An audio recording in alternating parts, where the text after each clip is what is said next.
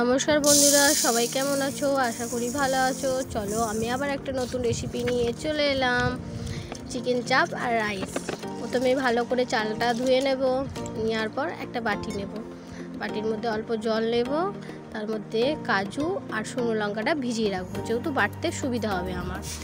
তো একটু বেশি করেই করবো, তার জন্য একটু বড় পাত্র লাগবে, তার জন্য আমি ডেচকি নিয়ে নিয়েছি।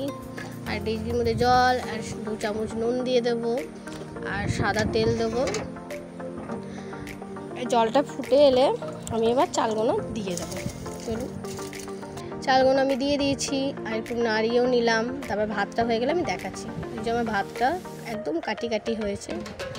চলো একটা কড়াই নেব, কড়াইয়ের মধ্যে সাদা তেল দিয়ে দেবো, তার মধ্যে তেজপাতা 2টো দেবো আর ওই এলাচ 2টো দেবো আর কিশমিশ দেবো, যেহেতু দেখানো হয়নি কিশমিশটা। আর একটু সামান্য ভাতটা দিয়ে দেবো, প্রথমে একটু নাড়াচাড়া করে নেবো, মিক্স করে নেবো, তারপরে সব ভাতগুলো আমি একবারে দিয়ে দেবো। এই যে আমি একবারে দিয়ে দিচ্ছি ভাতগুলো। তারপর একটু সামান্য নুন দেবো আর কাজু দেওয়া হয়েছিল, দেখানো হয়নি, আর অল্প চিনি দিয়ে দেবো। একটু নাড়াচাড়া করে নেবো, ভালো করে একটু মিশিয়ে নেবো, মানে চিনিটা যেন একটু গলে যায়। ওইদিকে একটা কড়াই নেবো, কড়াইয়ের মধ্যে সর্ষের তেল দেবো, আর এই পেঁয়াজ, রসুন, কিশমিশ আর ভিজানো কাজু আর ছিল শুকনো লঙ্কা। তাহলে পেঁয়াজটা দিয়ে দিলাম, পেঁয়াজটা 2 চামচ নুন দিয়ে দেবো, দিয়ে একটু পেঁয়াজটা ভালো করে একটু নাড়াচাড়া করে নেবো।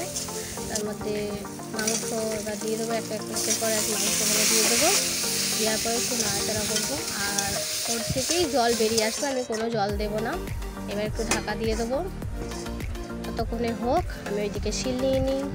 চলো এবার মশলাটা রেডি করতে হবে। তো পোস্তটা বেটে নিলাম, এবার কাজুটা বেটে নেবো, তারপরে রসুন বাটবো, তারপরে এবার শুকনো লঙ্কা দিয়ে দেবো। মশলা বাটা কমপ্লিট, মশলাটা তুলে নেবো। এবার ঢাকা সরিয়ে দেখি কতটা সেদ্ধ হলো। ভালোই সেদ্ধ হয়ে গেছে, এবার আমি মশলাটা দিয়ে দেবো। মশলা দেওয়ার পর ওই জল দিয়েই আমি মশলাটা ভালো করে কষিয়ে নিচ্ছি। আর ওই মশলা রাখা একটু জল ছিল, ওই জলটা একটু দিয়ে দিলাম, আর কোনো জল দেবো না। আমার রান্না হয়ে গেল, এবার আমি নামিয়ে নিচ্ছি। আমার কাছে কোনো সবজি ছিল না, তাই বাড়িতে যা ছিল তাই রান্না করে নিলাম, রাইস আর চিকেন চাপ। তোমরাও রান্না করে নিতে পারো।